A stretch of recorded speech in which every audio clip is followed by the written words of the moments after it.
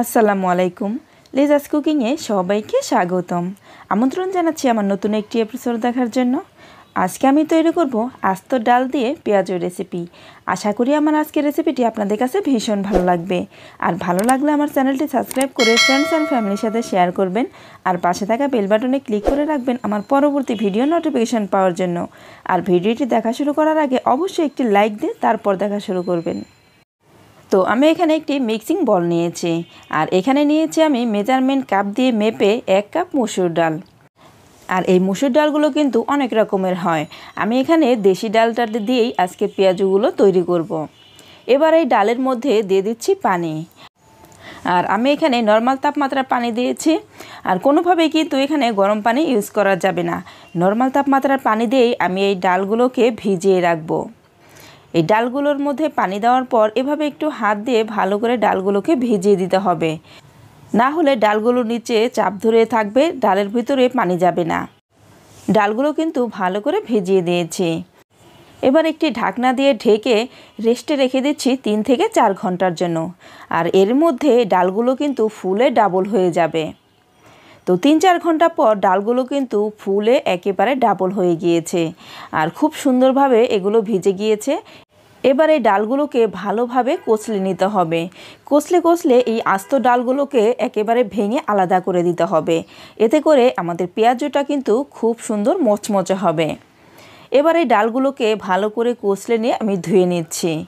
এই ডালগুলো কিন্তু ধুয়ে পানি ঝরিয়ে নিয়েছি। এবার এখানে দিয়ে দিচ্ছি 1/2 কাপ পরিমাণ বেসন। আর অবশ্যই কিন্তু এই বেসনটা দিয়ে দিতে হবে।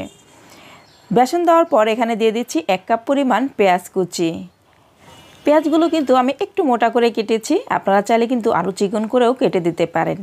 এবার এখানে দিয়ে দিলাম 3-4 কোয়া রসুন কুচি, দিয়ে দিচ্ছি কাঁচামরিচ কুচি। আর কাঁচামরিচ কুচিটা আপনারা আপনাদের পরিমাণ মতো দিয়ে দিবেন, যে যেরকম ঝালটা খাবেন সে সেরকমভাবে দিয়ে দিবেন। দিয়ে দিলাম মরিচের গুঁড়া 1 চা চামচ, হলুদের গুঁড়া দিয়ে দিচ্ছি 1/2 চা চামচ, ধনিয়ার গুঁড়া দিয়ে দিলাম 1/2 চা চামচ, লবণ দিয়ে দিলাম 1 চা চামচ। আমি 1 চা চামচ দিয়েছি, পরে যদি লাগে তাহলে আবারও দেব। এবার দিয়ে দিচ্ছি আদা রসুনের পেস্ট 1 চা চামচ পরিমাণ। এবার এখানে অ্যাড করে দিচ্ছি ধনিয়া পাতা কুচি। আর অবশ্যই কিন্তু এই ধনিয়া পাতা কুচিটা অ্যাড করে দিতে হবে। আর এই ধনিয়া পাতা কুচি দিয়ে দিয়েছি 2 টেবিল চামচ পরিমাণ। এবার খুব ভালো করে এগুলোকে মিক্স করে নিতে হবে। আর মিক্স করার সময় একটু কষলে মিক্স করে নিতে হবে। এতে করে এগুলোর মধ্যে কিন্তু একটা আঠালো ভাব চলে আসবে। আমি একটু সময় নিয়ে এগুলোকে খুব ভালো করে মিক্স করে নিয়েছি। আর এগুলো মিক্স করে নেওয়ার পর একটু আঠালো ভাব এসেছে। পেঁয়াজু তৈরি করার জন্য এই ডালগুলো কিন্তু একদম পারফেক্টভাবে তৈরি হয়ে গিয়েছে। এবার পেঁয়াজগুলোকে ভেজে নেওয়ার পালা। এদিকে চুলায় একটি প্যান বসিয়ে দিয়ে দিয়েছি রান্নার তেল। তেলটাকে কিন্তু একটু বেশি করে দিতে হবে, পেঁয়াজগুলোকে যেন ডুবে থাকে। এতে করে পেঁয়াজগুলো কিন্তু একেবারে মুচমুচে হবে আর খেতে কিন্তু ভীষণ ভালো লাগবে। তো আমি কিন্তু একটু বেশি করেই তেলটা দিয়ে দিলাম। তেলটা একটু গরম হয়ে আসলে এখান থেকে কিছুটা করে ডাল নিয়ে নিলাম। আর এই পেঁয়াজগুলো কিন্তু আমি হাত দিয়ে তৈরি করে নিচ্ছি। আমি পেঁয়াজগুলোকে আমার পরিমাণ মতো একটু বড় সাইজ করে বানিয়ে নিচ্ছি। আপনারা চাইলে কিন্তু আপনাদের পরিমাণ মতো আরও ছোট কিংবা আরও বড় করেও তৈরি করে নিতে পারেন। এখানে যতগুলো দেওয়া যায় আমি সবগুলোই কিন্তু পেঁয়াজও দিয়ে দিয়েছি। এবার চুলার আঁচটা লোতে রেখে একটু সময় নিয়ে এই পেঁয়াজগুলোকে ভেজে নিতে হবে। পেঁয়াজগুলোর যখন একটা পাশ একটু ভাজা হয়ে যাবে তখন অপর পাশটাকে উল্টে দিতে হবে। আর অবশ্যই কিন্তু এই পেঁয়াজগুলোকে একটু সময় নিয়ে ভেজে নিতে হবে, তাহলেই কিন্তু এই পেঁয়াজগুলোকে আপনি একবার তৈরি করে মাস জুড়ে সংরক্ষণ করে খেতে পারবেন। রমজান মাসে প্রতিদিন ইফতারি তৈরি করতে কিন্তু ভালো লাগে না। আমরা এভাবে ইফতারি একদিন তৈরি করে কিন্তু অনায়াসে কয়েকদিন খেতে পারি। আর এই পেঁয়াজগুলো কিন্তু একবারে মাস জুড়ে সংরক্ষণ করে রাখা যাবে, একেবারে মুচমুচে থাকবে, একদমই নরম হবে না। তো আমার পেঁয়াজগুলোতে কিন্তু খুব সুন্দর একটা কালার চলে আসছে। আর এই পেঁয়াজগুলো কিন্তু আমি অনেকটা সময় নিয়ে ভেজে নিয়েছি। আমি আরও কিছুটা সময় একটু উল্টিয়ে পাল্টে ভেজে নিচ্ছি।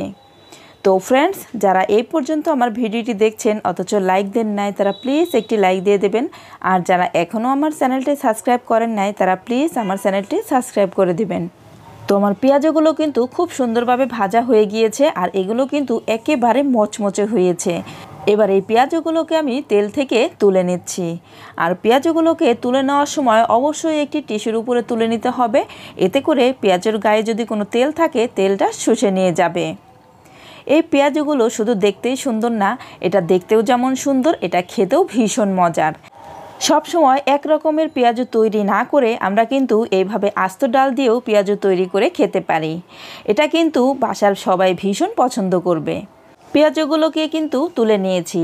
এবার সেমভাবে আমি সবগুলো পেঁয়াজও ভেজে সার্ভ করে নিয়েছি।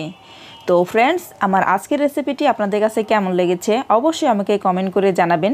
আর যারা একেবারে নতুন রাঁধুনি, আশা করি আমার আজকের রেসিপিটি তাদের কাজে আসবে। আর যারা একবারও এইভাবে পেঁয়াজ তৈরি করে খেয়ে দেখেন নাই, তারা একবার হলেও এইভাবে আস্ত ডাল দিয়ে পেঁয়াজ তৈরি করে খেয়ে দেখবেন। আমার বিশ্বাস আপনাদের কাছে ভীষণ ভালো লাগবে। তো আজ এই পর্যন্তই, পরবর্তী পর্বে আবার দেখা হবে। সবাই ভালো থাকবেন। আল্লাহ হাফেজ।